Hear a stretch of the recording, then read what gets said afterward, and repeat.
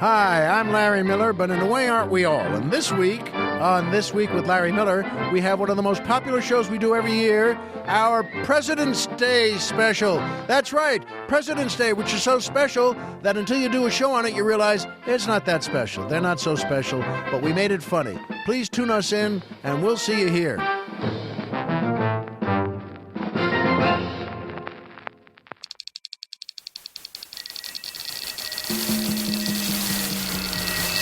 This is Corolla Digital. Hello, my little fish McBites. It's me, Alison. How goes it? I have an extremely first world problem conundrum, which I've debated even mentioning because I have a feeling it's going to make you say, wow, that bitch has no problems. But anyway, here it is. How exactly does one find a cleaning person? Because it's not as simple as just whatever you'd think would be simple. It's not simple. My point being, the other day I was cleaning the shower and then the bathroom sink and then the toilets and whatnot. And I thought, I would rather pay someone to do this because it's taking me far longer than I want to spend. You know what? I don't need to justify to you why I don't want to do simple housework that most people are fine with doing on their own, except for the people that actually pay someone else to do it. So anyway, I was like, you know what? Maybe it's that time in my life where I say, I'm gonna have someone come in and do this. However, for a while now, I've been thinking that, and I don't know how to find this person because when you ask people, they are like strangely secretive and protective of their cleaning person, usually because that person, I don't know if she has a day. I don't know if she has a day free, So anyway, or I don't know, maybe people just don't want me to steal their clean. I don't know. Gary, do you have work around the house? No, we need to get one for my new house. But at my last place, I asked the building manager. And they just offered a person? Yeah, they just recommended a person, gave me their number. And they came right over. I'm going to need... And how much did that cost, roughly? Well, not sure I want to reveal how lucrative my job is here in the podcast empire, but no, I'm kidding. It was...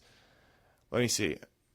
Well, my place was a one-bedroom, and it was, I think, $80, but they said that I was going to go down after the first one because I've been living there for like a year and a half, so they were going to get a baseline and then drop it after that because the first time was going to take longer. I think they said it was going to be like $60. Oh, see, that is super affordable. And now I know that I could just go on to Yelp or Angie's List, let's say, and find someone, yet for some reason I'm nervous. I like to go onto those sites after I've already been somewhere to see what other people thought. Or if there's somewhere that someone told me I should go, then I'll look to make sure that I'm not going somewhere that's gotten a bunch of negative reviews. But the idea of just blindly choosing someone based on good reviews makes me nervous. I don't know why. That's just me or everyone. You? That's not me. Oh, you will just go on there and find some place or someone that has good reviews? Yeah, if I need something, I will go to Yelp and yeah. And it works out well for you? You don't feel like there's some sort of, what am I trying to say? I feel like people can somehow play around with the reviews or something. Well, I mean, I don't... Which is super ironic considering the next segment on this show. Yeah. Well, I don't trust, ones that only have 5 or 10 reviews. But, if they've got, 140 reviews and their average is 4 or better, then I just... Right. Yeah. Speaking of, I believe it's time for iTunes Comment of the Week.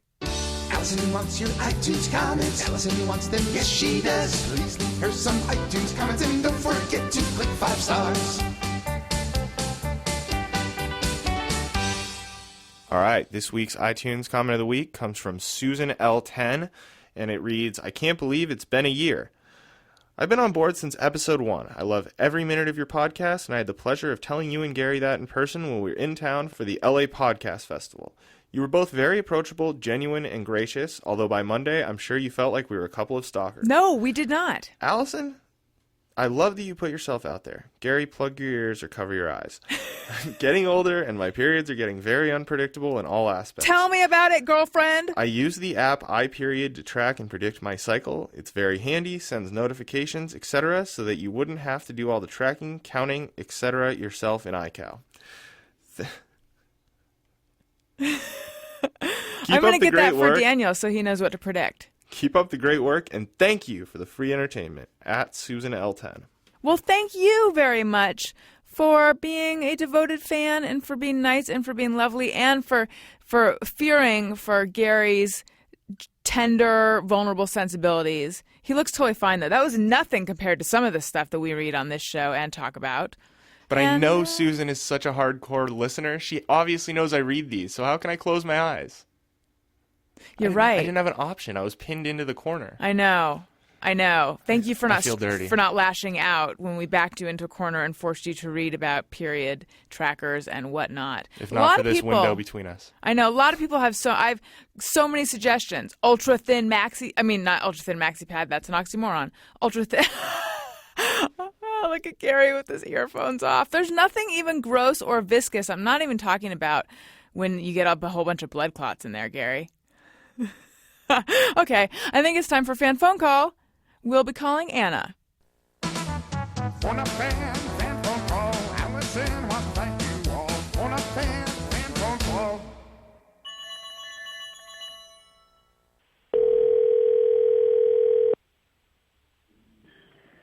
Hi, this is Anna. I can't take your call, but if you leave a message, I'll call you back. Thank you. Hello, Anna. It's Alison Rosen from Alison Rosen is Your New Best Friend. Gary and I are calling you as part of the fan phone call segment, but alas, you seem to be unavailable. Perhaps you're at work. Gary, do you know roughly what part of the country she's in? Southern California, so she probably just got off work and is in traffic or something. Well, if there's any excuse for missing this phone call, it's because you're stuck in traffic. Anyway, Anna, I'm sorry. I'm sorry that you almost got to talk to us and... No, you know what? I'm going to stop being such an asshole. I'm sorry that we almost got to talk to you. No, you know what? All around, this has been a wash. Thanks, Anna. I imagine her name being spelled A-N-A. Is it A-N-A or A-N-N-A? It's A-N-N-A-H. Really? That I did not see coming. Possibly, I was going to say, maybe I told you the wrong name, but she said it on her voicemail. She did? Yeah. Were you thinking maybe it was Anna? Anna? Anna or something. Huh. Or could the H be part of her last name? No. She put her last name in there. You know why I think we're doing so well in the charts lately? Why is Hot that? discussion about consonants and vowels. Yeah. All this. By the way, I found out that ellipses are only counted as one character on Twitter. I think you had told me that. I think we had discussed that we thought it was only that you could make a symbol that Right. was ellipses, but if you type 3, it just, yeah. Are you serious? Yeah. If you That watch is your the character best count. news I've heard all day. Boom. I'm crazily excited about that. Yeah, because this came up because a lot of people will just do, and I do this too, the single quote mark when you put something in quotes, thinking that if you do the double quote or the actual quotation mark, then you're screwing your character count. But it turns out that is not the case. Your mic's not on. Yeah, no, that definitely is not the case. I know. And you introduced me to that, Gary, and since then I got really excited, and then I've gone back to using the single quote mark. Yeah. The older I get, the more my brain is just, like it used to be, what's a really soft eraser? Some kind of gum eraser, perhaps? Probably the white ones tend to be soft for some Yes, reason. it used to be one of those where you erase something, and you're like, that left gray crud all over the paper, and now my eraser has darkness all over it. But it's turned into some kind of hard eraser. Like the red one that leaves all kind of weird dust all over the Yes. place. Oh, actually, I see. This is an example of it. My brain also feels like the hard eraser would be some kind of gum eraser. Yeah, It's like one of those yellow. It looks like a big hunk of earwax. I thought we moved away from office supplies. Well, obviously we haven't. I mean, I'm back to calling them cars, but obviously some part of my heart is still stuck in Staples. I don't think you were ever really I know. properly satisfied. I wasn't. There's a desk blotter shaped hole in my heart that only this kind of discussion will fill. Anyway, I think that it is time to unleash part 2 of the TJ Miller episode. TJ Miller interview. I hope you guys enjoyed part 1. I really liked talking with TJ. I think I love him, and we're going to try to get him back soon. Hopefully, perhaps, for a live show. And speaking of live shows, perhaps you need a little more Alison Rosen is Your New Best Friend in your life. Why not? I'm trying to think what verb I want to use. I'm going to say just scoot scoot on over with your fingers, not your butt, 'cause if you did it with your butt, unless you can type with your butt, in which case you have a really small muscular ass. Congratulations. So skedaddle with your fingers over to the comedy album section of the iTunes store, and you can get the live episode of my show from the LA Podcast Festival mentioned earlier in the iTunes comment with Doug Benson and Greg Proops. It's $1.99. And also, if you're going to buy something on Amazon, why not click through the banner on my website, AlisonRosen.com. It does not cost you anything extra, and it helps out the show. And also, if you've been noticing that there's been some annoying issues with the iTunes feed, we've been noticing that too, and it makes me want to put my fist through a computer. I haven't done that yet, but any minute I could. And they've told us that it's fixed, but as of this morning, it was unfixed once more, but we're on top of it. And by that, I mean noticing it and sending emails and hoping that it works and something happens anyway. Okay, I'm going to stop babbling in your ear. I love you guys. Here's the episode. Alison Rosen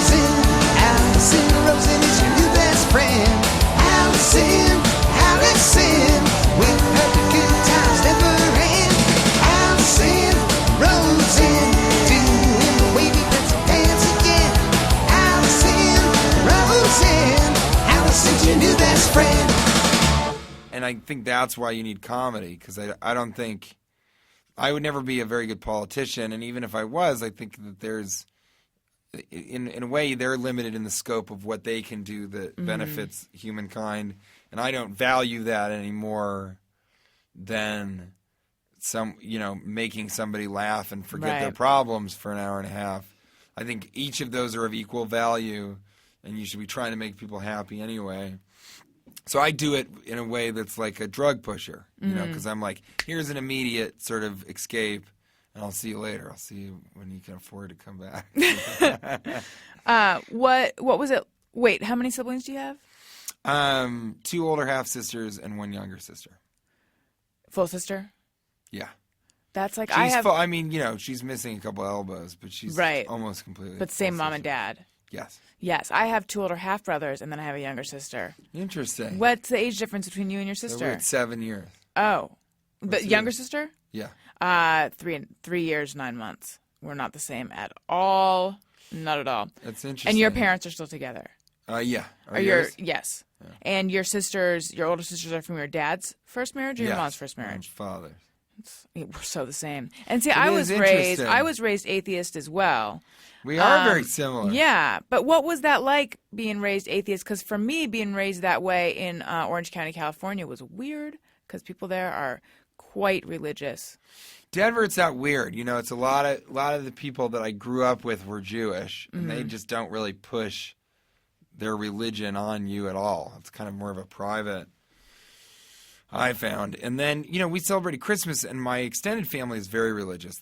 Some of my aunts and uncles converted from Christianity to Catholicism. Oh, wow. So they got more hardcore. But my father in Denver, it's sort of a very liberal, smart town. And, it wasn't a lot of it. It's like most of the kids that I was friends with who were kind of like gangster type wannabe weirdo guys, or real actual gang people, they weren't talking about God, or they just assumed everybody sort of went to church on Sundays and all that stuff, and I just didn't. And there, social events were not centered around the church at all. So, but it was, it wasn't weird. It just was like, my father was like, this is the way it was. My mother was an agnostic, because I think an agnostic sometimes is an atheist who doesn't want to totally admit that there is still hanging on to maybe there is, maybe there isn't. And but I don't think it's a bad thing. My father is now become a guy who is anti-religion and really is like a Christopher Hitchens follower and gets pretty into that stuff. And I definitely see that perspective, but I think for where I am, it's like if you're... does he try to talk people out of being religious? He makes fun of them openly to their face. I mean, he's a very funny guy and he's very witty, so he finds it much more effective to sort of expose the hypocrisy of the church, which is pretty easy to do. Yeah. You don't need to be a real brainiac to see that they're playing 3-card Monte with priests who've been charged with, fiddling around with young boys' penis parts. Teeny peens. Teeny peens. Yeah, so I don't know. I mean, I just never. It's easier to not question that. Like I had like a month where I was like, maybe I'll read up on religion and see if it's something I'm interested in. And when you haven't been raised in that world, you just look at it and you're like, what? Yeah. I'm supposed to feel guilty about masturbating instead of figure out how to stop masturbating just so I have more time in the day? I remember at a young age being like, maybe I could invent a Right? religion to believe in. And koala bears are my favorite animals. So I was like, it's the king koala. And I drew a koala on a cloud and I like tried to make myself believe in it. I'm like, it's not going in. I can't believe this exists. Yeah, I'm much sadder because it was in high school. I was and I like studied a little Oh, bit no, of this was when I was Buddhism. 21. Oh, was it? No. That would be great. I was like, you're good at drawing. You're at art school for koalas. Yeah. I totally, was looking into Buddhism and all this stuff and Hinduism and wanted to see if there was anything that I could really believe in. And it ended up always kind of coming back to I read some existentialism and Nietzsche, and that stuff, and it ended up being like Camus and Ionesco was my favorite writer and kind of philosopher absurdist guy, and I just got mostly into that. It's kind of like make your own meaning, find a purpose, and sacrifice and submit yourself to it. And I just sort of enjoyed more and more the idea of comedy being that thing. Mm-hmm. And I found it to sort of underlie everything and be a way of looking at the entire world and a way of interacting with people, and that you could do it as a vocation even. There's something weird about that comedy is important enough that it has its own section in some magazines and newspapers, and Right. it's like a genre in every form of art almost, and it can make fun of any other, you can do an interpretive dance, but we all remember sketches about interpretive dance on, Saturday Night Live or something. Do you think the reason we like it is because it points to the absurdity of life, which is something that we all kind of know deep down? Yeah, I think so. And I think also, in a sense, it's sort of anti-religious because it's anti-institution. The Marx Brothers are the best at that. It's sort of saying, like, this is all ridiculous. Mm-hmm. We're no more ridiculous than you guys all being pretentious and talking about this and trading around money. And it's that whole kind of thing. And I think it does do that. Yeah. Do you? Yeah. I mean, I think about that. Like, what is that urge to laugh? Yeah. This is getting heady and probably pretentious. For sure, pretentious. Yeah. That's my fault. No. When I heard that you're into Ionesco, I was like, well, now there's someone I can be pretentious with. Yeah. Yeah. So. Because not many people sort of know who that is or into it. And I just also found that, it's so specific to be a person who kind of makes fun of everything, and if one of those things isn't religion, which is like the most ridiculous but Right. also biggest and most powerful institution in the world, people are killing other people for it and dying for it every day, for a thing that can't be proven and doesn't, it's the only thing that people won't, submit. Everything else, we're like weighing out the pros and cons. Do I want these shoes? How much is this? Is this food bad for me? Should I, your logic is applied to everything else except for religion, because then people are like, no, that's just what I believe. Yeah. This is what I believe. It's really interesting. And so, yeah, I think comedy, by design is sort of has to be able to poke fun at that. And I think to truly, truly be a great comedian, you can't take yourself very seriously, which of course is hilarious in the context of us being like, and Ionesco, I thought had the Right. best view of a sort of absurdism, but also makes it sensualism. But it is. I actually think this is why podcasts are great, because I find that so many comedians are very deep thinkers and very interesting people and like very lovable people. I mean, I'm simultaneously fascinated and appalled and kind of wanting to be friends with Adam Carolla. We all are. Exactly. Yeah. Even Adam himself. But and I find that with a lot of people, and those are people that I like and find interesting, and comedians tend to hang out with other comedians. So I like that you can be a little bit more serious on a podcast. And it is, I almost wish, it was interesting, my mother said this to me. I personally wish that there could be more of, it was safe to be able to have these types of conversations, as long as you kind of said like, but also, what the fuck do I know? I'm a giant toddler who like makes faces in front of cameras for a living. It's okay if you keep that in mind. But my mother was like, when these school shootings happen, all the religious figures sort of step forward and say, this is this, and, by design, and this shooter's going to go to hell, and these people are going to go to heaven. And atheists just are in hiding. We don't have anybody that comes out and says, like, it's okay, they're dead now, and we need to learn from that, and it affects the living in this way. But they're sort of, we don't need to judge them, and we need to understand that this person that did this is sick, and what can we learn from the situation to prevent it in the future. That's all sort of pragmatic stuff that I think pushes, human intelligence and society and everything forward, instead of having people come out and be like, from a mountain on high, they're punished. Like, it was crazy when Hurricane Katrina happened, and certain people were stepping out and going, it's because it's a city of sin. Right. This is God's will. And you're like, what the fuck are you talking Well, about? it just makes you go, how are we all on the same earth at the same time in this year? And some people believe that, and It's so insane. But then when I take in like the totality of different beliefs around the globe, then it hits me that like the majority of people are not thinking how you and I are thinking. No, not at all. Not at all. No. In fact, they think we're going to hell. Right. And we're insane, and whatever. I mean, it's so crazy. And what's weird is like, in other parts of the world, they believe a completely different thing from Christians, and believe it and think Christians are heretics, and Americans are the devil, and all this crazy shit.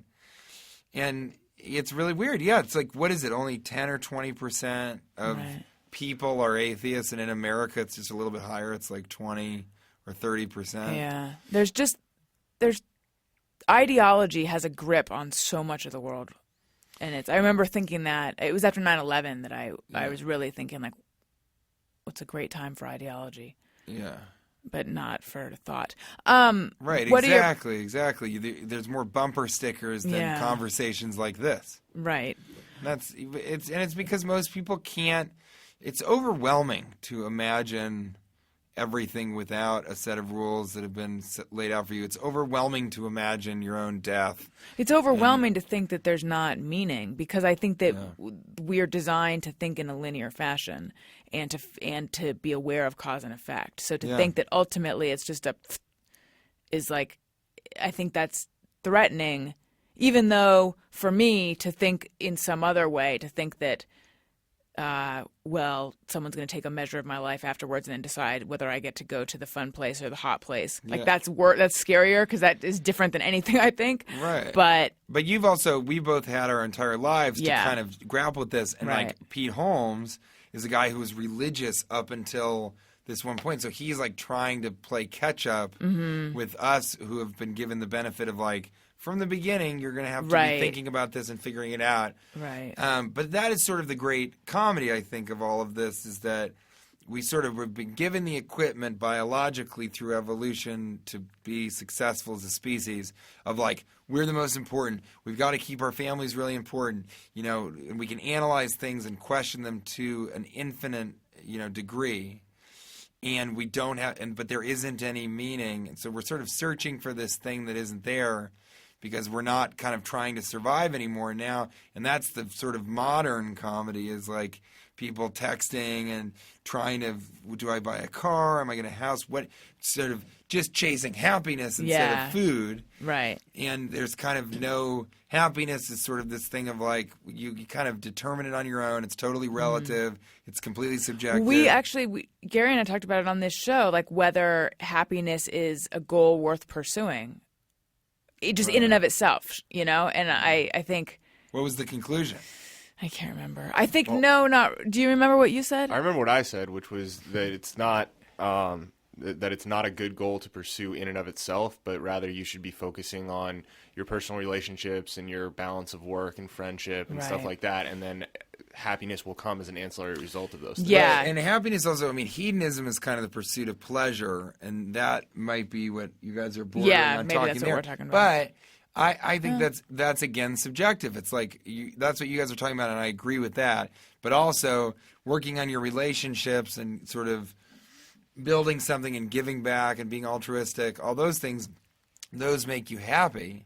So maybe you're pursuing happiness through those avenues. Yeah, that's what we're saying. Like, that's a worthy goal. But just to be like, I want to be happy, and what makes me happy is doing this thing right now or whatever is not gonna. Then you're sort of just being selfish. Yes. It's a tough. It's a very, very. It's a tough thing, and it's a weird thing to sort of. Your entire focus is making people happy and distracting them, and then, but you're sort of living in the same prison that they are. It's weird. It's like being in a cell with a whole bunch of people, and you're kind of doing magic tricks and making them laugh, but you're also going to get fucked in the shower. That's exactly what life is. That's what life is. What are your parents like? They're great. My father is an expert witness, but he was a lawyer and is a shrewd guy. And my mother is a psychologist, and she used to do ER psychology. Mm-hmm. And she's a very deep, emotionally affected, sort of, very accepting, smart woman. And then my father is kind of this stoic. She's effusive and is adoring and, doting and loves me and thinks that her kids can do no wrong. And then my father is sort of hardly ever impressed, or if he is, doesn't show it. And but very, very funny. They're both very, very funny. And, the most fun I had growing up was going to a restaurant with them. They just are so funny. And one of my first memories is my father, asking for something, and my mother was like, no, you have to eat your mashed potatoes before you get more corn or something, and he just pushed it. He just dropped his face into the mashed potatoes. And I just was like, oh, he'll really go far to do a bit, But they're great. They're really nice. I talked to my father today and was sort of trying to talk to him about kind of planning for the future and investing stuff, and he knows about everything. He's a really, really, really smart guy. You can sort of ask him about anything. He knows a little bit about everything. Do you ever wish he was more effusive? I think when I was younger I did, but now I just sort of accept that that's the way that he is and try and understand that he shows those things in different ways. So I sort of, instead of thinking it's weird and alienating that he sends me articles that he clipped out of the newspaper once a month, I now understand that's very he's thinking of me. He's like, I want to share this information with you. Yeah. And that's his sort of way of saying I love you, son. I think that you're smart or whatever. We're all seeking in our parents' approval, father's approval. Mm-hmm. What are your parents like? They are 16 years apart, and Really? they're funny. Father is older? Yeah. My dad's Do older. you date the guy you're dating? Is he older than you? He is only a year older than I am, but when I was younger, I did always want to date older guys. Yeah, and I think I hit a point where I think that my feeling about my parents notwithstanding, but my feeling about that huge age difference is that it's a way to avoid intimacy because that person can't really see you clearly. Yeah, that's true. I mean, I'm sure there's exceptions, but for the most part. So I think that's because I was I could be whoever I wanted with someone who's a lot older versus someone who's in my class at school and knows exactly who I am, you know? I think that's a good idea. Yeah. Oh, that's interesting. I always dated people that were older than me. And my mother is younger than my father. But, and my lady friend now is 4 years older than me. Mm-hmm. So Why do you think you dated people who were older than you? Because you're mature for your age. I don't know about that. You should see me after a couple of tokes and smokes in my board shorts. No, I don't know. Yeah, I always imagined that I would date someone or end up with somebody that was older than me. I think because I sort of could. They tended to be better at carrying a conversation. That was growing up, though. It's like people my age now. There's plenty of smart cookies that are our age. It's interesting. I don't know. Yeah. I think, God, I have so much interesting stuff to talk with you about, but because we are under a time constraint, alas, I think we should do Just Me or Everyone. Sometimes I ponder on something I have thought or done. Is it just me or everyone?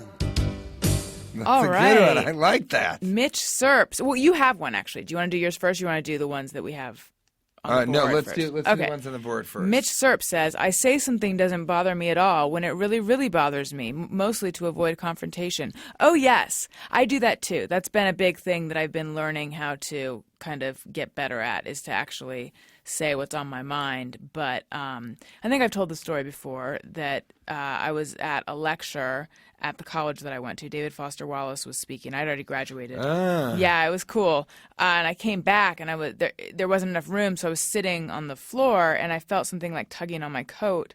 And I looked back, and one of my former professors was stepping on my coat, and I didn't want to move because I didn't want him to feel embarrassed. So I just sat there, literally letting someone step on me for the whole lecture. So yeah, I'm bad with saying things bother me. I tend to try and take care of everybody else in the room, so I'll sort of put other people before myself a little too often. Mm-hmm.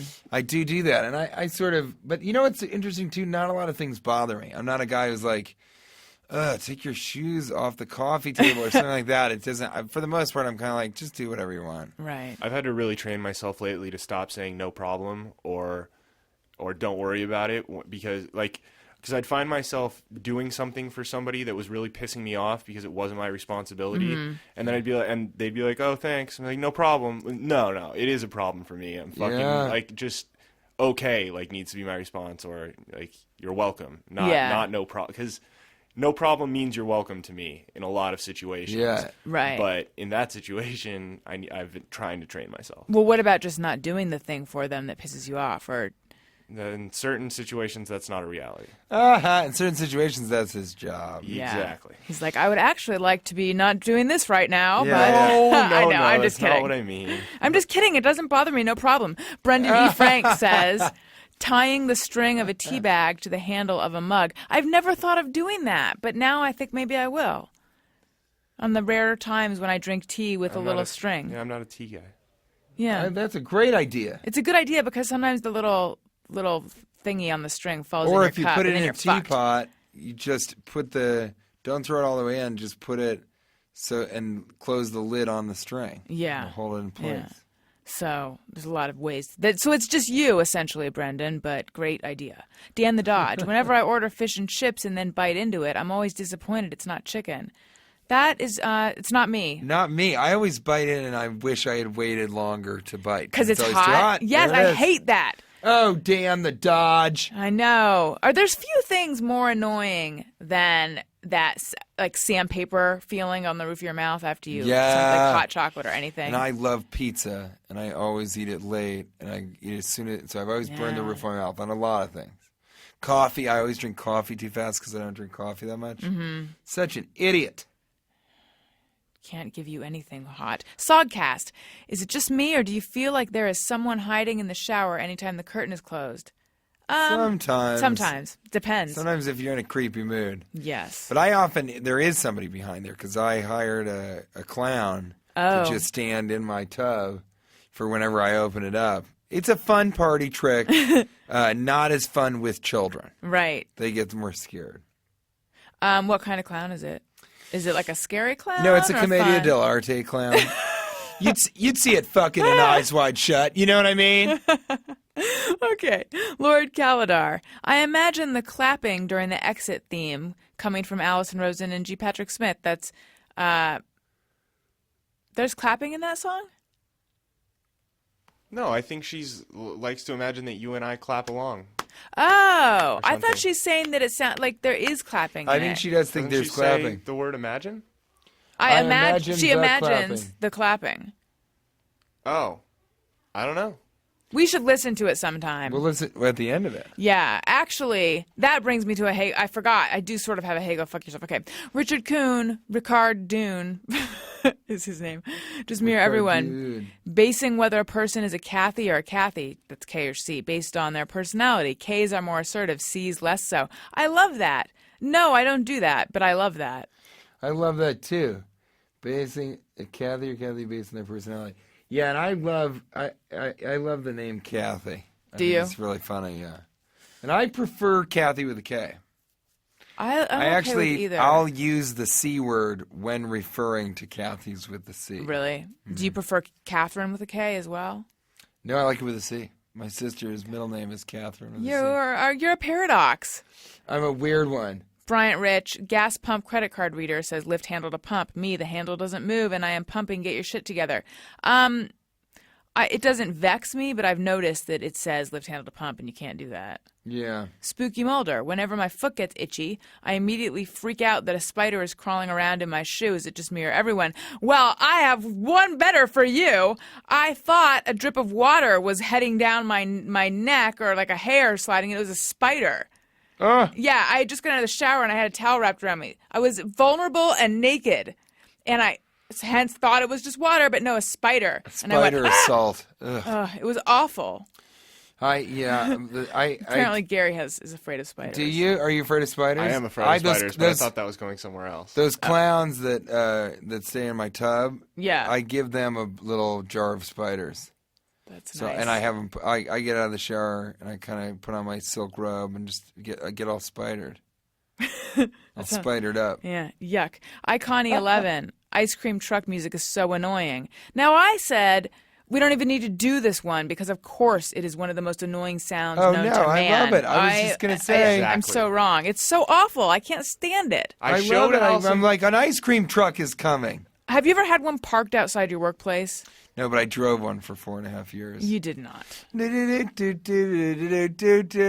not even the. What is it? I blocked it out. There's a bunch of different variations, But but they're just, all annoying. just so everyone knows how viscerally Allison hates this, I showed her the Just Mirror Everyone's before the show, which I don't know why. I've never really done that. No, and yeah. she goes, "We need to take one out. It's just ridiculous." I mean, it's I like was just nails like- on a chalkboard, and I'm It's like, I was like, that's obvious. I thought everyone hated that sound. No, it's you're just the me only one in and this room. and Iconi, if that was her, Iconi 11. Iconi 11. I really hate it. I really find it to be like, ugh. if it's not around me for a long time, I love it. It's nostalgic. Daniel and I have these chip clips now, which are a lot of fun. And they, it's like one's a little bird, and it goes like, and then one's an owl that goes. You're good at noises as well. Thanks. Anyway, though, my brain is so spongy that that sound will get. I'll be walking around and will be stuck in my head. I think that's why I don't like the ice cream truck sounds. Like whatever I hear, basically, I will hear for the next 6 hours. Because then it sticks in your head. Yes. Here's, somebody said this. Wait, is this a just me or everyone, or is this a hey, go It's a fuck just yourself? me Okay. or everyone. I don't know the person's name, though. But somebody tweeted me, Bish, please, BISHPLEAZE, is what I say when someone tells me that cows do not have 4 penises. That's just them. That is just them. Yeah. Because I don't say bish please when someone tells me that. I say, I know. Nice. Okay. And probably have no time for the closing song, which is a shame. But we do have some, hey, go fuck yourselves. Yeah. Right? Do you have something to share? I do. Darkav0, DARKAV0, commented when I hosted this thing equals 3. Surprised they allowed a pedophile on the show. Hey, go fuck yourself. There it is. Just because I have a mustache that pedophiles look at and they're like, that's a bit much. It doesn't mean. Lollipop World 1012 said T-gay butt filler is a gay robo-fag. Now, I do go by T-Gay Buttfellow. That's how I introduce myself at parties. Right, but you're not a robo-fag. Well, also, a gay robo-fag, that's a double negative. Redundant. Yeah. So, A robo-fag who's gay likes robo-chicks. yeah. They couldn't be more wrong. Play it, do it. Hey, go fuck yourself. All right. And then just Jelmer Trollnoda, which is the worst name ever. The gay faggoty Prince William. That's what how you I are? would describe T.J. Miller. That gets a big. People Hey, go fuck yourself. people love to, they like to Sit. say that I'm gay. I don't know what the deal is. It's also Yeah. it's a lot of YouTube comments. Yeah, YouTube brings out the best in people. Really? Why is that? I don't know. It's so weird. It's a special kind of asshole. I didn't have one, but I don't have it in front of me. I'm remembering a bit of a comment that someone said, which was something about how it's like narcissistic of us to put the closing song at the end of the thing because it's 2.5 minutes. I don't even know if it is. And they just listen from one to the next and they don't want to have to hit fast forward. And we should really think about that. And I think, no, it's narcissistic of you to think that I would say to the guy who handed me the song, this is too long. I need you to cut it down so that this one person who listens in this certain way won't have to hit the fast forward button because I can't ask him to fast forward. It's also a show. It's the end of this is an episode. It's Right. This isn't supposed to be for your marathon listening, you fucking selfish dick licker. That's right. Unless it was part of a larger comment and the rest of it was nice, in which case, never mind. But assuming that you're a what? Dick licker? Dick licker. A dick licker. Hey, go fuck yourself. That felt good. Go lick your own dick. That's right. If you can. If not, You can. If not, do try. more stretching. Yeah. Just stretch your hamstrings more. TJ Miller, this has been delightful. Thank you so much for coming and Allison, doing this my was show. so fun. I feel like we even have more to talk about. I'd love to come back if you ever have another slot. I would love to have you back. Well, we're ending the show Forever? forever. No, not really. It was just a thing I said. It was not even a joke. No, yeah, People are we'll gonna have be you afraid back. now. People We'll will have be you like, back. Is that true? Is that real? It's not real. Just have me back in 2018. Great. We'll make some time. Where should people find you? On rides.tv/RVC. I'm doing this thing called Gore Burger. That's the most recent thing I'm doing. Just Google it. It's a giant blue alien monster that takes over a Japanese morning talk show to interview indie rock bands. GOR Burger. And then my website is tjmillerdoesnothave.website.com. And my Twitter is @nottjmiller. Because @TJMiller is taken by a Pennsylvanian woman who has tweeted, I think, 8 times since 2007. And you can find me live. Next, I'm going to be in New York City. Actually, I don't know when this is airing yet, so it might be after that. It might be. Well, when are you going to be there? My tour dates are on my we'll February just- 7th through the 10th. Oh, I That's don't know. not for a while. Yeah. Or come and see me. That's it. Right. All right. Well, thank you. And thanks, you guys, for Thank you for listening. having You can me. follow me on Twitter @Alison Rosen. Follow the show's Twitter feed @ARIYMBF. Follow Gary @GPatrickSmith. I love you guys. I love you too. Bye. There's clapping during the final song, but you'll never hear it. Hey, do you know about the Alison Rosen show? We had a good time, but now we gotta go. Thank you for choosing the Alison Rosen show. Alison Rosen is your new best friend. That's right. That's right. Those good times don't seem to end. That's right. That's right. Alison Rosen is your new best friend. Hey, do you know about the Alison Rosen show? We had a good time, but now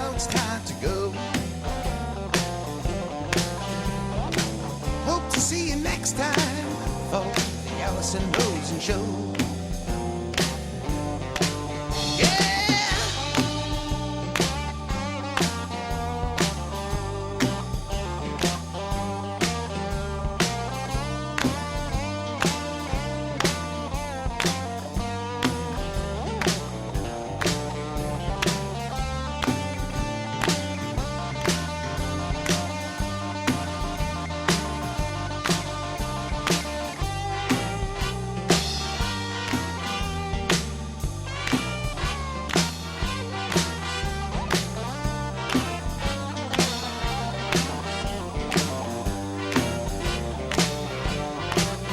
Yeah, Alison Rosen is your new best friend.